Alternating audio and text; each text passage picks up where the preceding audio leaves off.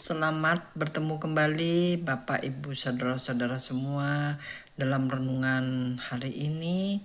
Salam kasih karunia dan damai sejahtera bagi Bapak Ibu dan saudara-saudara semua.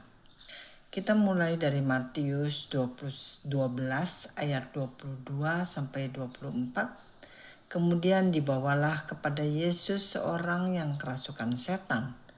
Orang itu buta dan bisu.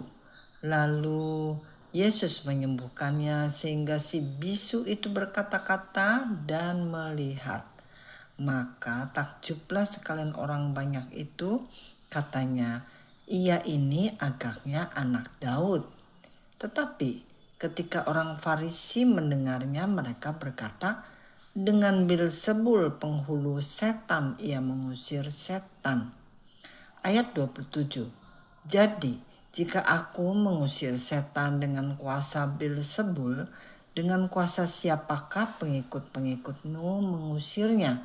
Sebab itu merekalah yang akan menjadi hakimmu. Ayat 28.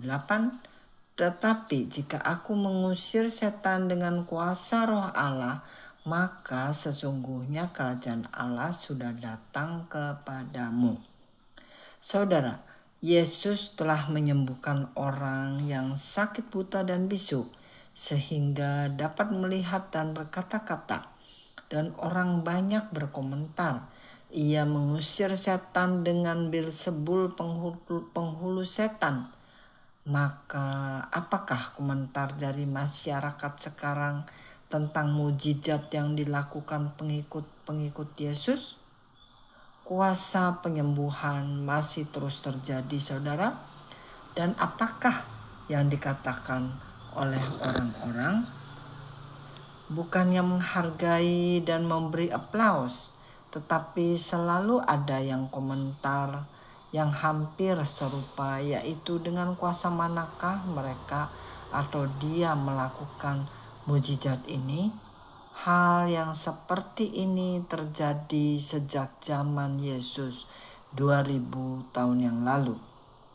Iblis melalui manusia-manusia selalu berkomentar yang diskares dan mengejek hamba-hamba Tuhan. Kalau bisa mereka membuat semua hamba Tuhan berhenti dari semua pelayanannya. Kalau Yesus sedang menggunakan kuasa dari tempat yang maha tinggi, yaitu kuasa Allah, bukankah kerajaan Allah sudah datang kepada orang yang sedang dilayaninya? Terpujilah Tuhan. Kalau kita mempergunakan kuasa dari Allah yang maha tinggi yang sedang dipergunakan namanya, bukankah kuasa Allah akan mendatangi orang yang kita layani? Semua kemuliaan untuk nama Yesus. Kita mempergunakan mulut kita untuk menyembuhkan, memulihkan, membaptis orang-orang, sama seperti Yesus juga mempergunakan mulutnya sejak penciptaan di Kejadian sampai dengan pada waktu pelayanannya di atas bumi. Apa yang diucapkannya akan terjadi. Jadi sekali lagi kita memberkati orang dengan mulut atau lidah kita, maka kita juga memberkati orang di sekitar kita atau orang yang kontak dengan kita dengan mulut kita.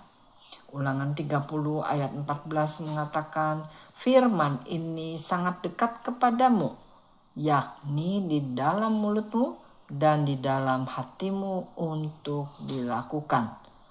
Pada waktu Yosua menaklukkan Yeriko, dia berpesan dalam Yosua 6 ayat 10, tetapi Yosua telah memerintahkan kepada bangsa ini, janganlah bersorak dan janganlah perdengarkan suaramu sepatah kata pun, janganlah keluar dari mulutmu sampai pada hari aku mengatakan kepadamu, bersoraklah, maka kamu harus bersorak. Saudara-saudara, jadi belajarlah untuk tutup mulut, tidak berbicara sampai dengan Tuhan mempunyai kairos, waktu yang dari Tuhan yang dimunculkannya di hati kita, maka kita berkata, berteriak, dan lain-lain. Demikianlah renungan hari ini. Sampai bertemu di lain kesempatan.